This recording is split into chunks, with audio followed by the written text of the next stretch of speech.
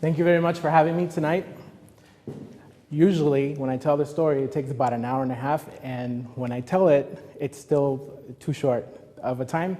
I'm going to attempt the impossible today, which is to tell you this story in less than 20 minutes. So it's a little bit like watching a movie and fast forward, so bear with me, and we'll ask questions at the end if we have to. Okay, so my name is Yosef Juarez, and I was born in Honduras. Now, for those of you who are asking yourself where in Mexico that is, it's not in Mexico. I'm sorry to disappoint you. Usually a question I get when I mention it. Honduras is a country in Central America, one of 5 between Mexico and South America. And right in the middle, you have Honduras. So my family in Honduras is not religious, although they claim to be Catholic. My mother was the first one to actually become religious, and about a year before I was born. When I was 3 years old, I had a serious accident. I fell from the second story of my house in Honduras, and I fractured my skull. It was a very serious thing, and people didn't know what to do.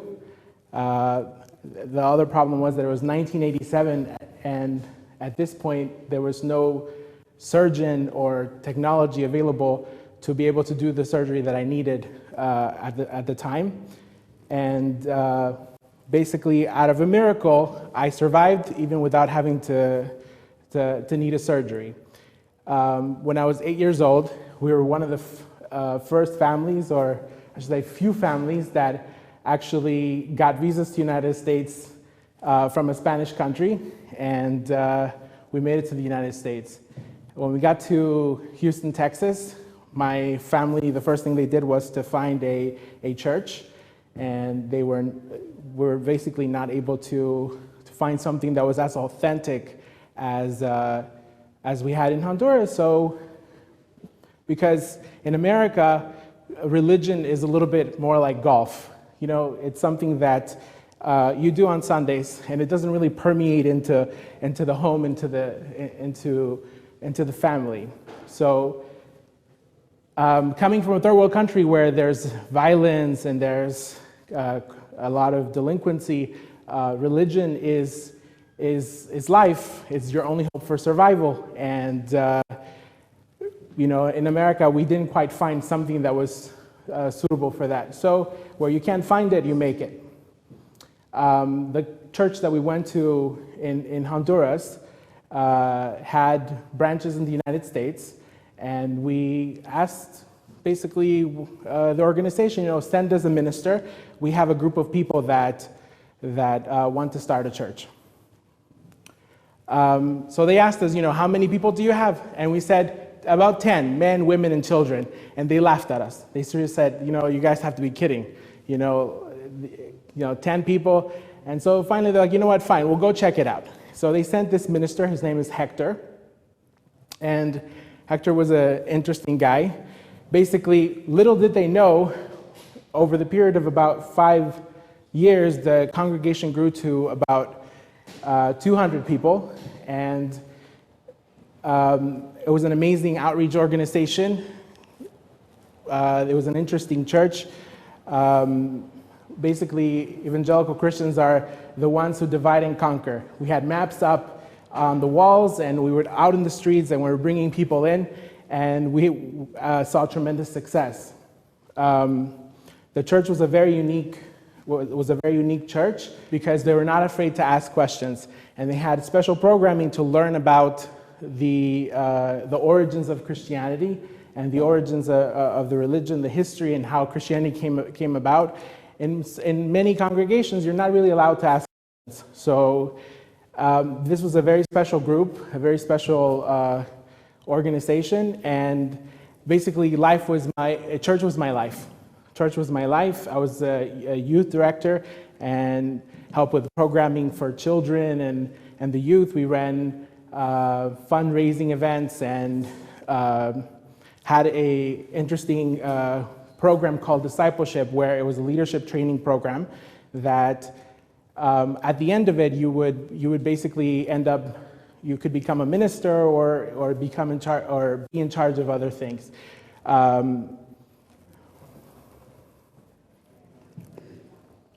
So basically what happened was this minister received a gift. The gift was a New Testament written in Greek. And you might ask yourself, why was it written in Greek? Because the New Testament was written in its original language in Greek, in ancient Greek. So he asked, he had a very simple question, and it was, he understood, and most Christians believe that Hashem gave the Torah at Har Sinai, at Mount Sinai, for the Jews, the chosen people, and that after the sin of the golden calf, they lost the covenant of the Torah, and now there's the need for a new covenant.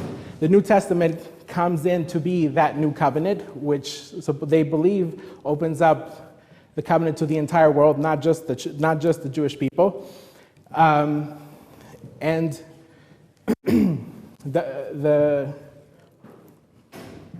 the question that this minister had with regards to the New Testament written in Greek was that he wanted to know which one of the names of God, of Hashem, which one of the 72 names of Hashem was translated into the New Testament. To his big discovery, it was none of the names of Hashem. He found the name Zeus, which was written, of course, in ancient Greek. And he also found all kinds of interesting Greek mythology gods written in the New Testament in that original language. This, of course, was a big question because to Christians, Greek mythology, Zeus, is paganism and not something accepted. So, being a minister of two congregations, he had a big question. The question was, what do I do? He started calling colleagues and he's saying, have you seen this before? And some people said, just close the book. What are you digging for? Just, you have a nice bit, you have a paycheck, just stay quiet. Don't say anything. Some people didn't know, and so he started doing research. He Googled things. He started calling rabbis. The rabbis didn't want anything to do with him because they didn't know if they should trust him or not. And basically, he found himself with a big dilemma. So being the honest person that he was, he decided to tell the truth, and he gathered in the members of the community, and he basically told them what they found. They didn't sleep for days trying to figure out what was written before them, and they continued to dig. Over a period of months, the church went on, of course. And things started changing. All of a sudden, he removed all the songs that had, Jesus' name on it, and he started preaching away from the New Testament and going towards the Torah. It was a period of you could say, like a messianic church, where we were just kind of trying to figure out what we were doing. During this time, a lot of things started changing, and they were very difficult for a lot of the congregants, so they started leaving. We also started going to Jewish bookstores and looking into Jewish books and Hebrew books, at which point my mother, who was very active in the church as well, found a book called The Real Messiah by Aryeh Kaplan. And this book basically talks about why Jesus could not be the Messiah. And she knew exactly where this minister was going, even though things were changing at a very slow pace, she could understand where exactly what he had found. So being a Spanish church, we used to meet on Sundays after church at a park, and we used to play soccer. You know, the minister and everybody's playing soccer. The women used to cook, and after the game, everybody would gather, and he would say, a few words. So he would come around, and basically at this time, my mother had already read this book, and that week I had a conversation with her, and she told me, Jesus is not God, And to me, it was a shock. My whole life, I had believed this, and I had this crazy accident, and there was this miracle, and I thought, I'd been saved by this Jesus, and all of a sudden she's telling me, Jesus is not God, and I didn't know what to think about it. I was just very upset, and I stormed out of the room. Those weeks were very hard. I started having dreams that she was, the dream was that she was running out of the house in the middle of the night, and I would follow her, and she was going into a neighbor's house, and there was this idol worshiping circle, and I would wake up crying from the emotion, from the distress of thinking, my mother became an idol worshiper. And it was a very, very difficult time for me. That week, she, of course, at the park meeting, she tells the minister, just tell us everything you know. And she shows him the book, at which point he's like very relieved because he didn't know how to break it to everybody. And, he says, oh, you want the truth? Okay, so here it is. He pulls out his book and he tells everybody everything that he found. And it was a very sad thing. That day, everybody was crying until 11 o'clock at night in that park.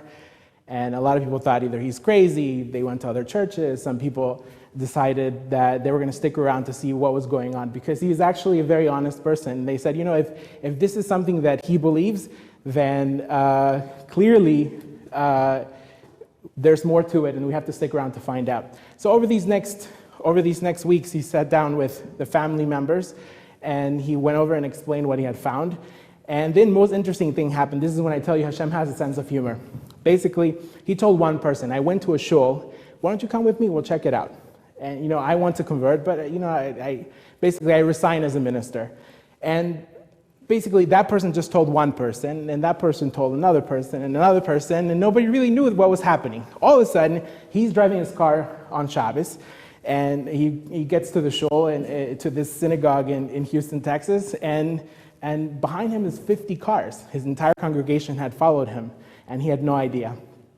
So he gets out of his car, and he's like, what are you doing? You can't do this to these people. This is crazy. You should go back home.